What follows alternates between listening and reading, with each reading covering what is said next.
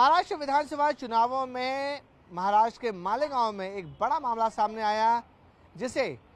BJP नेता किरीट सोमैया ने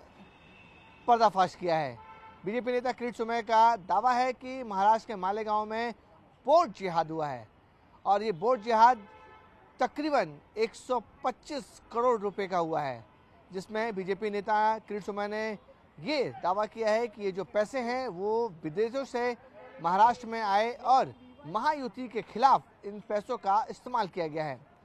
बाकायदा सारे दस्तावेज निकाले गए, सारे डॉक्यूमेंट निकाले गए और जांच में पता चला कि मालेगांव में सिराज नाम का जो युवक है वो इस पूरे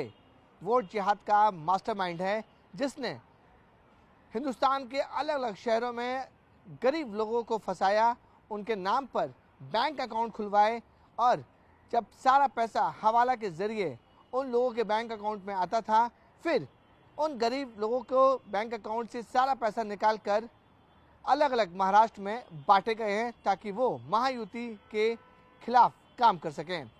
वोट जिहाद के मामला आने के बाद बाकायदा मालेगांव पुलिस ने इस पूरे मामले में एफआईआर भी दर्ज की है। दर्ज करने के बाद पता चला कि ये मामला छोटा मोटा नहीं, बल्कि जो मुख्य आरोपी है जिसका नाम सिराज बताया जा रहा है, उसने 2000 से ज़्यादा बैंक खाते खुलवाए हैं देश भर के अलग अलग शहरों, अलग अलग जिलों में, और वहाँ पर ये जो बेनामी रकम आ रही थी उन पैसों को इस बैंक अकाउंट में जमा किए गए और बैंक अकाउंट में जमा करने के बाद वापस इस पैसों को बाहर निकाले गए। और बताया जा रहा है कि महाराष्ट्र में जब विधानसभा चुनाव हो रहे थे उससे पहले इन पैसों को महायुति के खिलाफ इस्तेमाल किया गया है, यानी कि वोट जिहाद किया गया है। और ये उन लोगों को पैसे दिए जा रहे थे जो लोग बीजेपी और महायुति को वोट ना दें। ये पैसा बड़ी मात्रा में विदेशों से भारत पहुंचा और सभी के सभी ये जो पैसा है वो हवाला के जरिए भारत पहुंच रहा था और इसमें पूरी इंटरनेशनल फंडिंग की जा रही थी। फंडिंग करने के बाद इन पैसों को जो फर्जी बैंक अकाउंट बनाए गए थे कई लोगों को, उस फर्जी बैंक अकाउंट में ये पैसा जमा होता था और छोटे छोटे बैंक अकाउंट जो धारक थे, जो बिल्कुल उन्हें आइडिया नहीं होता था कि उनके अकाउंट में कितने पैसे आ रहे हैं और कौन पैसे भेज रहा है, इस बात की जानकारी नहीं मिलती थी। जो सिर्फ इस बैंक अकाउंट को ऑपरेट करते थे, जो मास्टरमाइंड होते थे यानी कि सिराज, वो उस बैंक खातों से पैसे निकालता था और लोगों में बांटता था ताकि वो जो बटे हुए पैसे हैं वो वोट जिहाद में इस्तेमाल हो और महायुति को वो वोट ना पड़े। तो बड़ा खुलासा हुआ है। इसमें पुलिस ने मुख्य आरोपी सिराज को गिरफ्तार भी किया। सिराज की पूछताछ में पता चला कि ये जो पैसे हैं वो बड़ी मात्रा में इंटरनेशनल फंडिंग यानी विदेशों से हवाला के जरिए भारत में आए थे और लगभग सिराज ने 2000 बैंक अकाउंट खुलवाए थे। जिस तरह मैंने आपको बताया कि सभी बैंक अकाउंट जो गरीब लोग होते हैं, जिन्हें आइडिया नहीं होता है कि उनके अकाउंट में कितना पैसा आ रहा है, कितना नहीं आ रहा है, उन्हें सिराज एक लालच देता था,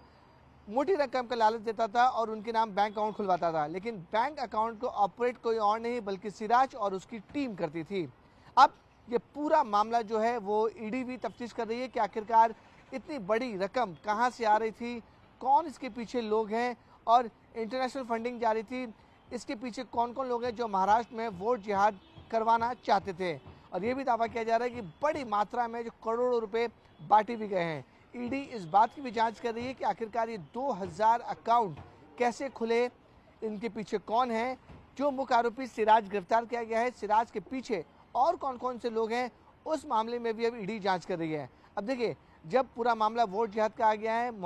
जो पूरा मामला है मालेगांव से जुड़ा हुआ है, अब इस पूरे मामले में महाराष्ट्र एंटी टेररिस्ट स्क्वाड यानी कि एटीएस भी इन्वॉल्व हो गई है। एटीएस को शक है कि ये जो पैसा है वो एंटी सोशल एलिमेंट के जरिए भारत में लाया गया है और मालेगांव में जो लोग हैं उन्हें बांटा जा रहा है। अब तमाम एजेंसीज हैं इसमें इन्वॉल्व हो चुकी हैं, महाराष्ट्र पुलिस, ईडी और महाराष्ट्र एटीएस, ये सभी एजेंसियां जांच कर रही हैं कि आखिरकार वोट जिहाद में जो लोग हैं वो कौन कौन से लोग इन्वॉल्व थे, एंटी सोशल एलिमेंट कौन कौन से लोग थे। हालांकि सिराज को गिरफ्तार कर लिया गया है। सिराज की पूछताछ में कई बड़े खुलासे हुए हैं कि इंटरनेशनल फंडिंग के जरिए महाराष्ट्र में वोट जिहाद की कोशिश की गई और बीजेपी नेता किरीट सोमैया ने इस पूरे मामले में कई दस्तावेज भी निकाले हैं जो इस बात के सबूत और इस बात को बताते हैं कि महाराष्ट्र चुनाव में वोट जिहाद की कोशिश की गई और बड़ी तादाद में लगभग 125 करोड़ रुपए का ट्रांजैक्शन हुआ है 2000 अलग अलग बैंक अकाउंट में।